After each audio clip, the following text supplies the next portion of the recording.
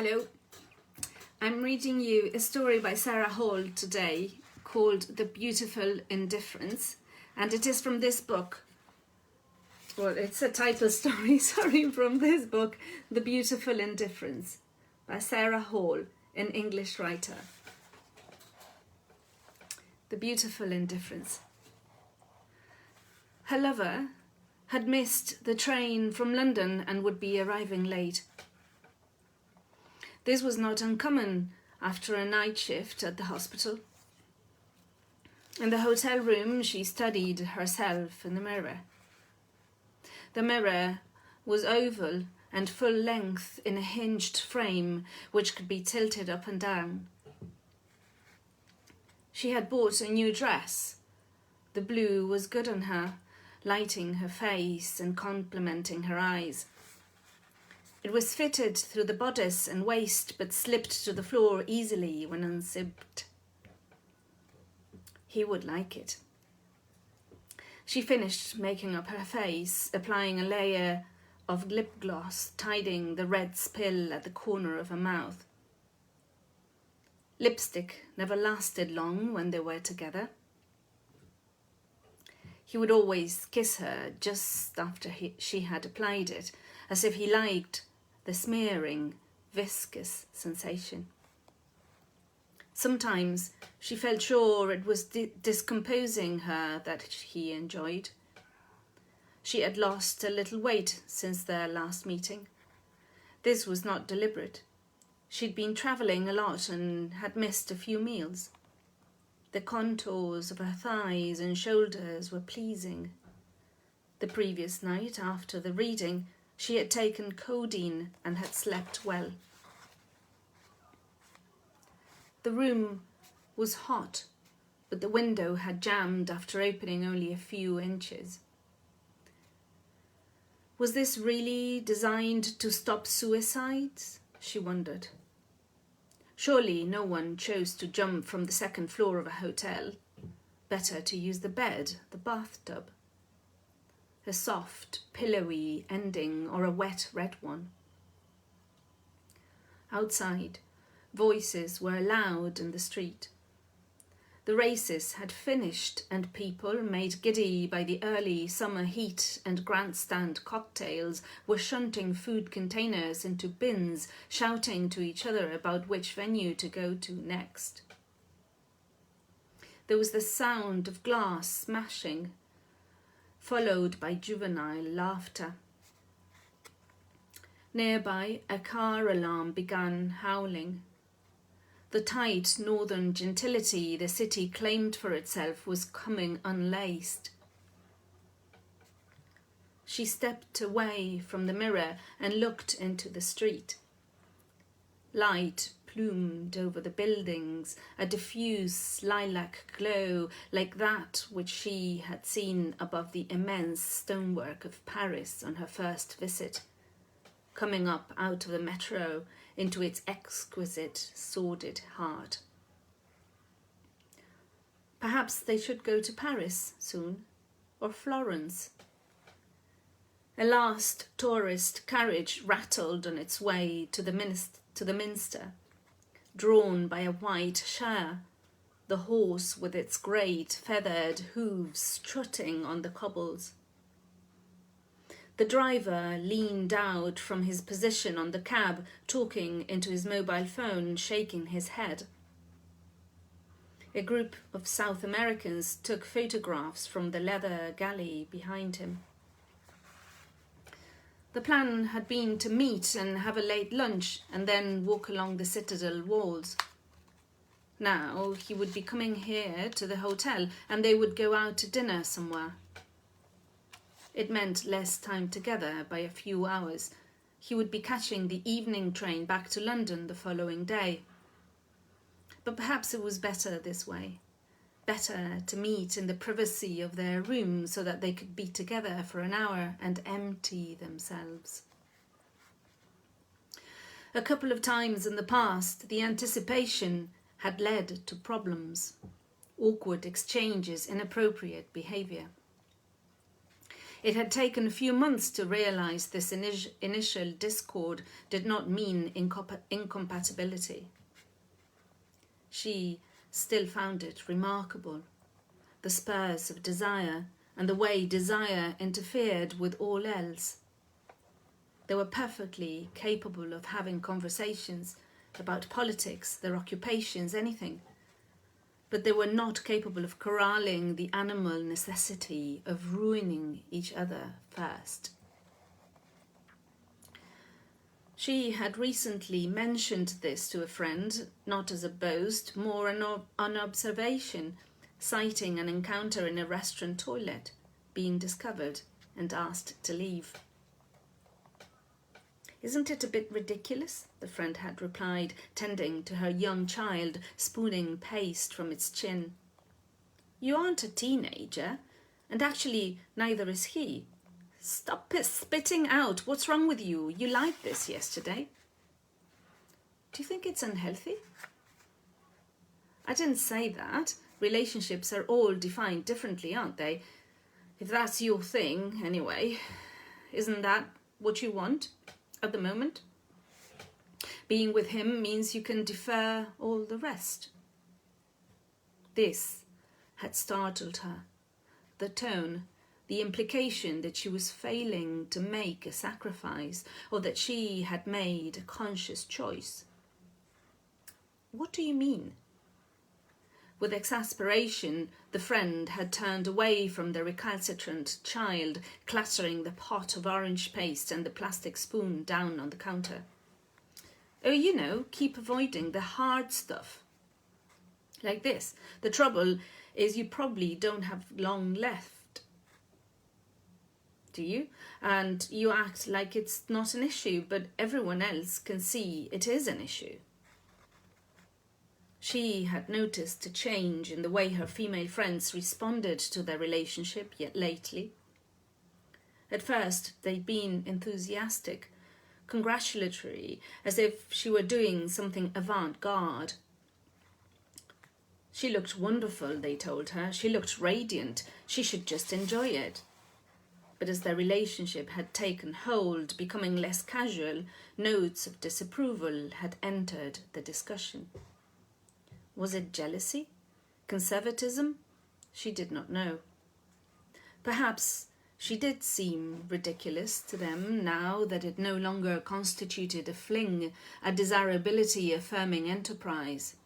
Perhaps she was not entitled to the sex after all. Or the radiance. Men, on the other hand, had been unnerved from the beginning, as if she was not keeping to the natural order of things, as if she was performing an inversion. Or they had commented how lucky her lover was, recalling fondly an affair they themselves had had with an older woman during their youth. How they'd been taught a thing or two. After talking to them, she was left with a dual feeling of being both transgressor and specialist. Only her father had been unreservedly for the relationship. "Darling," he had said to her, "you should just let yourself feel something. If he makes you happy, be happy." She stepped back from the window and looked at herself in the mirror again. The neckline of the dress was quite high. It gave the impression of thickening her collarbones. In the wardrobe hung another dress, belted and with an Edwardian-style bathing stripe, which he had seen before and liked very much. It was more fun, less chic. She reached behind and unfastened the one she was wearing. It drifted over her hips to the floor. She gathered it up and held it at waist height, paralysed for a moment by indecision, by aesthetics. Then she stepped back into it. She sat on the bed. The book she was reading, or rather the book she had been carrying around for 2 weeks but not managing to read, was on the side table. She opened it and and tried to get through a paragraph or two, but the words floated. The conceptual environment failed. She knew the author reasonably well. They had once shared the same publisher. Usually this motivated her to finish a novel, if only for the sake of etiquette. Often she discarded books. Whenever she made this confession, people were astonished. It had come up again at her event last night. A woman on the front row had been appalled during the closing session. How do we get our children to read more? All they do is play violent video games. Why should they read? I don't. Given the choice, I'd much rather do something else, including blow things up. You're joking. You can't really be serious. Can't I? Why not? Silence. Murmurs in the crowd. She was not adopting the correct role of advocate. In truth, she disliked books. She felt a peculiar disquiet when opening the pages. She had felt it since childhood. She did not know why. Something in the act itself, the immersion, the seclusion, was disturbing. Reading was an affirmation of being alone, of being separate, trapped. Books were like oubliettes. Her preference was for company, the tactile world, atoms. She shut the book. The cover was photographic, part of a female figure, a headless torso and limbs, though the novel itself was about the Second World War. The image was stock, meaningless. Give me a man, she thought. Give me the long cleft in his back. She had a popular science magazine in her bag too, which she had begun to buy in the last few months. But she had already finished the most appealing article about new generation prosthetics. Soldiers coming home maimed were going to benefit hugely from new bioengineering techniques, according to a piece. The devices were becoming lighter, more flexible, intuitive of the brain's synaptic messages. It was as close to restoration as possible. It was 5:30. The last she'd heard, he had made it to King's Cross, but he'd not texted since then to say which train he would be on. They arrived from London at 20 past the hour. The hotel was a 10-minute walk from the station. He had the address and the room number. Either he would be here soon, within a few minutes, or he would be another hour. She'd been primed the whole afternoon, and now she felt fraught. She was unsure about the blue dress with its high neckline. She was unsure how it would affect the sex. Her mind felt white, empty of intellectual conversation. She could recall none of the finer points of the article in the magazine, though the subject, the idea of psychology and kinetics, had seemed fascinating. The noise outside was intensifying. Heels striking the pavement, gales of singing, the thump of music from a pub. She stood from the bed and looked at herself in the mirror. Her skin was luminous and secretive. She stared. After a minute or so, her appearance became unstructured, a collection of shapes and colours. There had been no plan, not for any of this. Perhaps she had planned nothing in her life, and yet here she was, in this room, in this form. Speculatively, side by side in a crowd, she and her lover could be the same age. They had enough in common, and there was enough difference to make their relationship interesting. In practice, there was no problem. But perhaps there was a flaw to the whole thing she hadn't seen, or was refusing to see, or which had not yet manifested. Children? Her friends now assumed what her position was. She put her fingers to her groin and felt along the ligaments and the gristle at the top of her thighs. The nodes were like unopened buds. She reached behind and unzipped the dress, and it slid over her hips to the floor. She felt again without the fabric barrier. Her body was full of unknowable cartilage, knuckled and furled material. Sometimes, when they lay together, his hands would unconsciously map her contours, pressing the organs and tissues. Or he would find her pulse in alternative places, the V's between her finger bones, the main arteries. He did not seem to realize he was doing this. She was refastening the dress when the door lock clucked and released, and he came into the room. "Hi." "Oh, hi." He dropped his battered shoulder bag on the floor and came to her and kissed her. "Sorry I'm late." "Don't worry, I've had a good afternoon. This is a nice hotel." He greeted her again softly, then stepped back.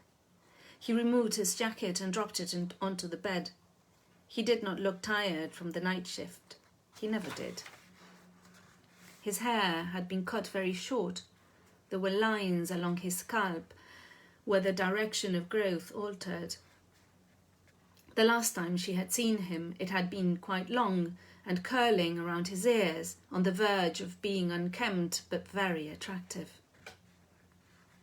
The smell of his wet hair was one of the strongest memories now, like the feeling of deep humiliation for injuring the junior school pet rabbit, like the unhealing gash on her mother's cheek where hospital orderlies had caught her with a metal instrument while wheeling her to the morgue. Bracken burning on the moors. "Excuse me a moment." He went into the bathroom and there was a trickle of water. In the time she had known him, his politeness had never waned. Neither had her enjoyment of it. She glanced at her reflection. The eyes looked dark, shuttered by mascara. The smudged red mouth looked incapable of speech. Something inexact had hold of her. She tried to recall exactly how the nerves at the end of the amputated arm sent signals into the receptors of the bionic limb, how the brain was fluent in the language of electricity. "The shock of the real," she said.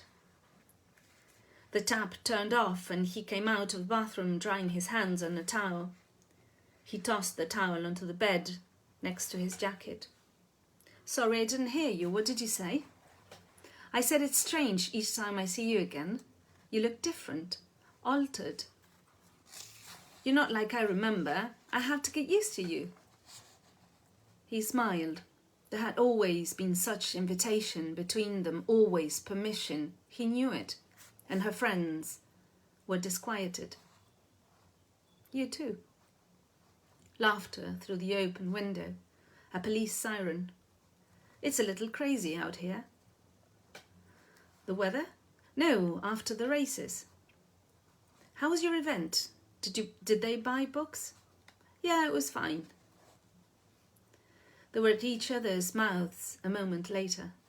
She was almost too small for the way he handled her. He liked the blue dress, he told her. It was beautiful. And the stitching, 2 or 3 inconsequential stitches, broke as he lifted it over her head. They went out and found a restaurant with courtyard dining and took a table. There was no chill in the air. They did not wear jackets, and the other diners, in their shoulder straps and short sleeves, seemed convinced the summer had arrived too. They ordered a bottle of wine. To begin with, she was chatty and unlike her earlier indeterminate self. He laughed at her jokes. He asked what she was working on. She spoke briefly about the research and handed the subject to him. He had changed rotation within the last week and was now on the psychiatry ward. It wasn't yet very stimulating. "Aren't there some interesting cases?" she asked. "There's a man who thinks he's involved in a conspiracy. It's all to do with a biscuit tin." Is someone taking his biscuits?" "He thinks people are communicating about him through the tin. Paranoid." He lifted his fork and pressed his thumb against the tines, then looked at the 3 holes imprinted. He had a strong face. His shirts were never pristine. He seemed unmedical, too earthed. She could not imagine him at work among the corridors and beds, the metal tables. "I'm going to become de-skilled." "De-skilled?" "Not performing procedures anymore. You get rusty if you don't practice. Lots of ulcers to deal with, though. One woman won't get out of bed. She's too exhausted to speak. Her legs are a mess." He continued to talk about the patients on the ward, the dementia, the bipolar and dissociative disorders, those who showed no signs of distress about their symptoms, Freud's legacy. There was a woman who had been sectioned because her house was hazardous. She was hoarding all kinds of things, papers, cartons, tins, her own waste. The place was full to the ceiling and stinking. There were narrow routes through the piles like a warren. There were rats. "I had an argument with another doctor about her. I'm not sure she should really be there. You can't penalise someone for the way they live, and she's not really a danger to herself or anyone else, unless her stuff collapses." "It does seem extreme. My father hoards. His attic is on the point of collapse. In fact, it has collapsed." "Do you think we all have a glitch? A condition, I mean?" "Probably, to some degree." He had ordered venison. It arrived on a white plate, a tidy maroon-scented shank in a shallow wash of pink. He usually ordered the most interesting meat on the menu: liver, foie gras, hare. She liked to watch him eat. He went very carefully through the dense tissue with his knife and worked across the plate until everything was gone. He would put the knife into his mouth if anything stuck to it. 3 or 4 times during every meal he put the knife there, closing his lips over the blade, slipping it harmlessly along his tongue. The gesture reminded her of television footage of big cats picking up their cubs, lifting the slack bodies harmlessly between their teeth. She was not sure whether these erogenous qualities were noticeable to the other people, or whether they were simply her invention. "So what's yours?" "My what?" "Your condition." He smiled at her. "I want you all the time, even right afterwards. I want to break you. It's a sickness." She laughed. Sadist. Under the table, without having to lean too far, he found her leg. He let his hand rest there, and with the other he continued to spear his food. "And what's yours?" She had been walking backwards in the pen without looking where she was going. She had crushed the rabbit's paw under her foot by accident. The thing had been pinned. It had twitched and tugged horrible under her shoe. When she dragged it from the back of the hutch to investigate the damage, its claw had been splayed and bloody. In a remarkable piece of social ostracization, the whole school had ignored her for a week, but she had not been able to accept the punishment. She kept trying to walk or sit with the other children, even as they spoke among themselves about how stupid she was. Pathological loneliness. Really? Interesting. I've never heard of that before. No, it clearly doesn't exist. Because of what you do? The isolation? She reached across the table and cut a piece off his meat from the end of the steak where the exterior was charred and firm. Oh, probably because of where I'm from. I'll have you certified and make a case study. Great. Call it a syndrome. Give it your name. Do you want to try some risotto? Do you want me to finish it? Yeah. You don't eat much. I get full up quickly. After paying the bill, they left the restaurant and walked a section of the walls. There was an application on his phone that could photograph the night sky and recognize constellations. They tried, but the light pollution was too great, the stars indistinct. They found a club and danced. The music was 2 decades old, difficult to move to, though she knew the songs, and they gave up. They walked back to the hotel. The town had wound out. People were reeling through the streets. They passed a young man with blood running from a wound under his jaw. He was eating chips, impervious to the injury. A girl in a torn blouse was sitting on some church steps, vomiting between her legs. Her hair was matted and dripping. A police car sped past almost silently, its rapid blue beams spiralling against the brickwork. On the ward, she said, the ones who don't care about their illness. Why is that? Hard to say. It's either disease or conversion. It's not well defined. He pushed her against the wall, slowly, kissed her. In the room, they stripped the heavy coverlet off the bed. The wine had numbed her. There was no pain. Her orgasm was small towards the base of her spine. He moved her onto all fours.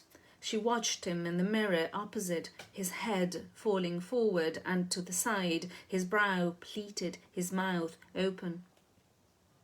He was beautiful to watch. He withdrew and came across her buttocks. The semen was less thick. She felt it trickle as he lifted her up. His chest rose and fell against her back. He kissed her shoulders. He slept first, and in the morning she woke and turned on her back and gently pressed against her pubic bone. She reached for more painkillers and the glass of water on the bedstand. She watched light gather in the room. So what if she had fallen behind? So what if she was out of sync? It might end. It might. In the morning, properly, they went to the minster. Another high blue day. The heat was already mature, suggestive of a later season. Men were jumping off a white bayliner into the river. There were no remaining casualties and the town looked swept of debris. They walked past the riverside swans and geese, ice cream vendors, picnickers, a funambulist practicing between 2 trees, soft-shoed like a foal. I read one of your books, he said. Oh, right, when did that happen? Recently. Right, which one? There was a discussion. He had thought carefully about what to say. The analysis was astute. She could not tell if anything had altered in his perception of her because of the experience. She thought perhaps it had. Previously, she had doubted whether the work would be to his taste. Now she was not sure whether that mattered. Though he was not being critical, she began to defend her work, to play up its controversy, as if she had meant all along for the book to be problematic. The discussion became a political debate, which was easier. He took hold of her hand. I'm having a fantastic time. I really like being with you. She waited for a moment and then returned the compliment. They walked on. People were sitting and lying on the grass around the minster. Inside, most of the building was cordoned off, with a ticket booth controlling entry. They decided not to pay. They could see the colossal stained glass. Veils of coloured light hung over the nave. An official approached them. "First time inside?" he asked. "Well, it's good you've seen the windows now. They're about to take them down to start cleaning them. Lottery money. It's costing £10 million. The official pointed out a few other noteworthy features inside the cathedral, then courteously left them alone and greeted another group. They were both familiar with such places, had a secular interest. Still, the interior was impressive, the size and workmanship. Gold leaf and latticing, stone tracts and arches, great mosaic, great Masonic veins. It had been built without apathy, an estimation of God, Europe's greatest Gothic enterprise. She envied that certainty. They lay for a time on the grass behind the cathedral under the branches of a rustling beech in reticulated sunlight. She lay with her head on his arm. They kissed, murmured to each other. They were lovers. She found herself counting the hours before his train back. After seeing him off, she would drive north. Often, the hours before parting were more difficult than the parting itself. He would quieten, and she would feel strangely enlivened, sheer as if walking close to an edge. She watched the beech leaves flicker and interrupt the sky. She remembered then something from the article about prosthesis. That muscle had its own memory system, that consciously thinking about moving the attached arm or the leg would not move it.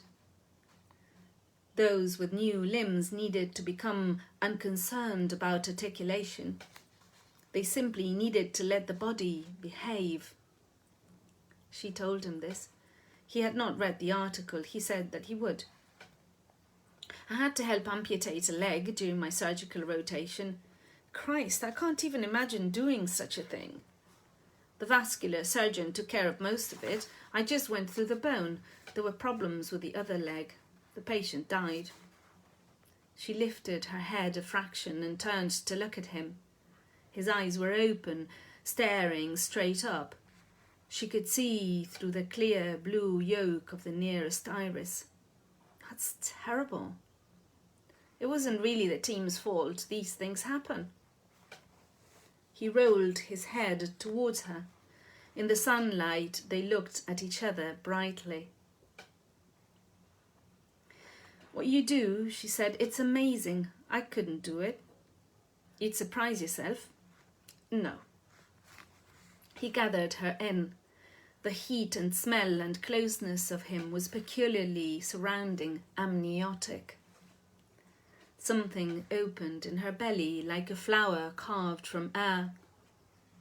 She thought about the railway station with its cyclonic roof. The moment when she would step back, the carriage door would beep and close, and the train would pulse as the engine engaged. Her throat began to constrict. She rose out of his embrace.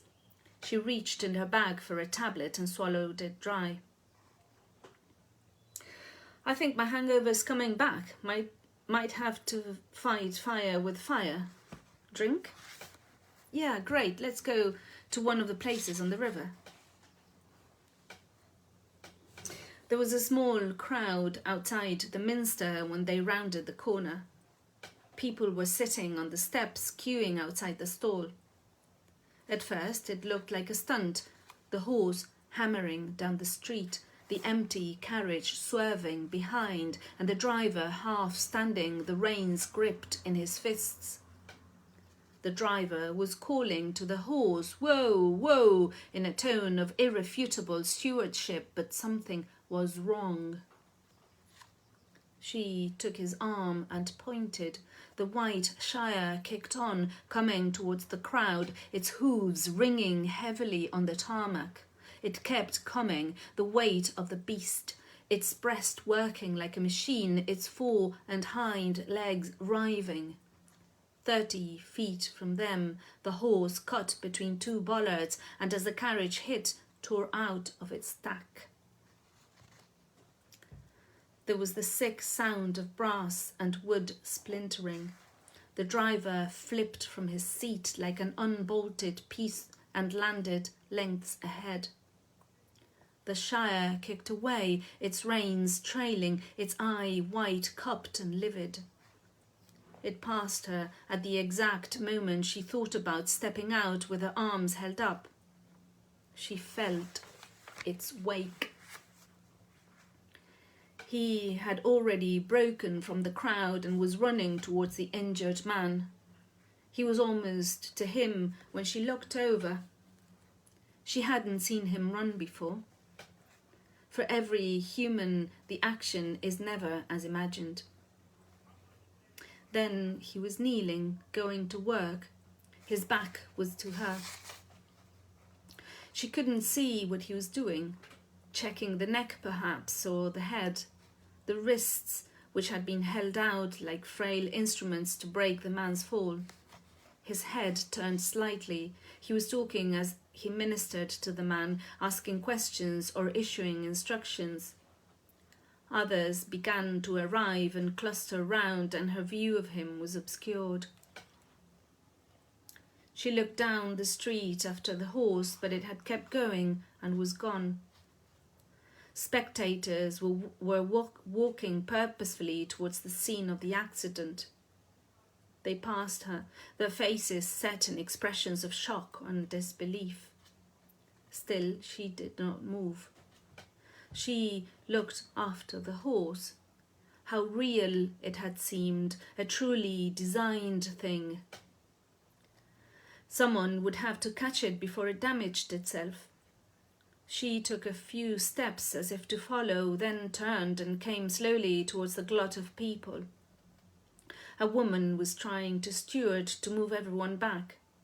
"Give him some air, come on." Within minutes, a medical vehicle arrived and 2 jacketed paramedics made their way into the fray, one carrying a grey case. The bowl of onlookers expanded and thinned. Information was passed between people. She heard talk of the horse having been hit by a taxi or being spooked by a horn. She saw him. He was standing back, letting the paramedics work.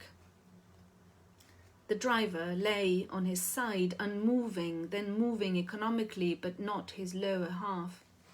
She did not approach.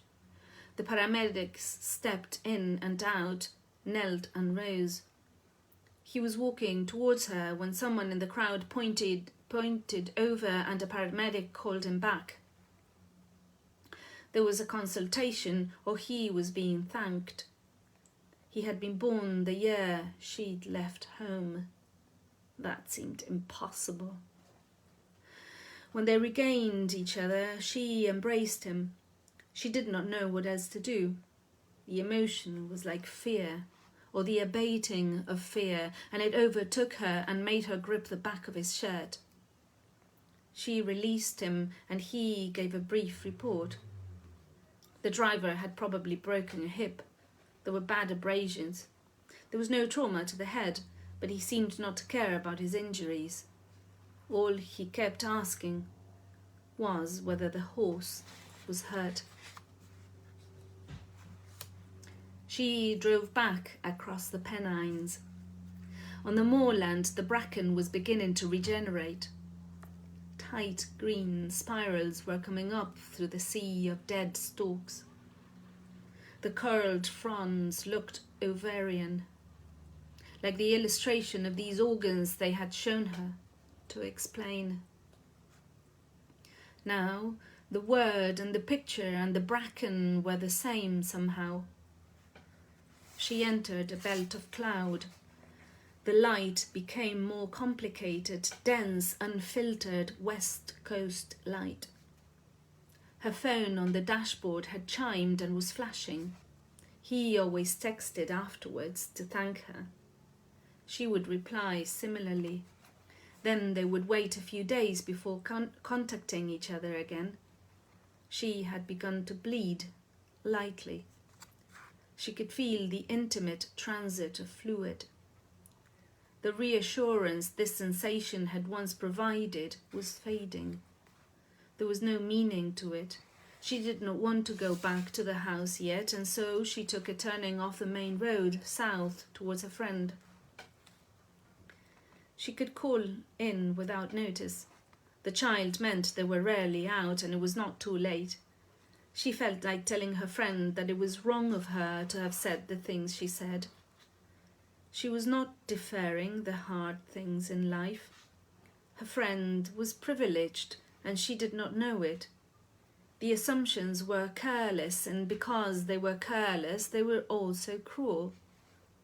She pictured a harsh exchange between them, bitter revelations, a dramatic exit.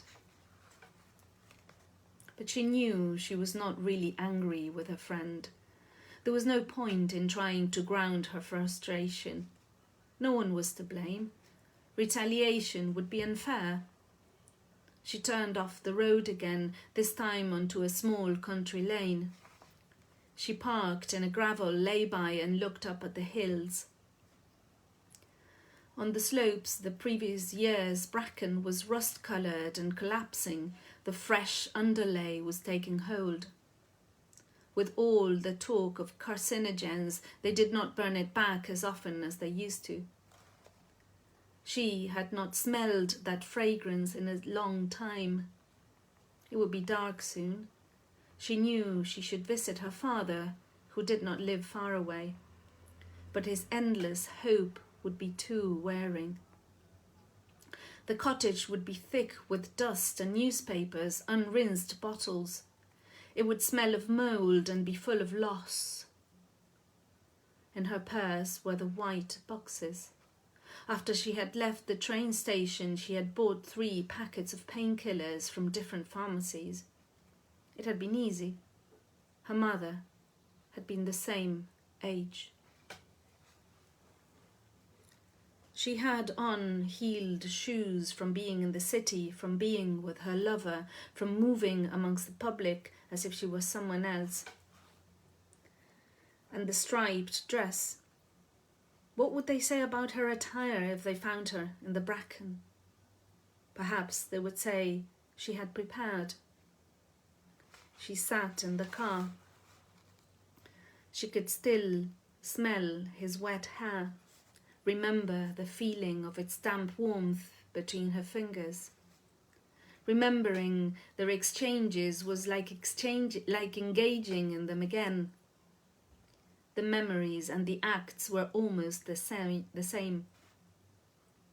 Whenever he came inside her, it stung. Towards the end of their time together, he would gauge how sore she was. He knew the difference between pleasure and discomfort, though the two were so closely aligned. She had brought him so close, and yet so much was unspeakable. The hills were around her. She took up her purse, opened the car door, and stepped into them. It was like opening a book.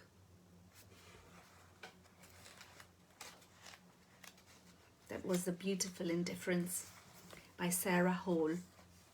From this book, The Beautiful Indifference by Sarah Hall. I hope you've enjoyed the story. Sarah Hall has a very particular style. I love reading her stories. I love the language, the tone. So many words and so much left unsaid. So sensuous, so beautiful, and so poignant, so hard. Do let me know what you thought of this story. And thank you for listening. I'll see you next time.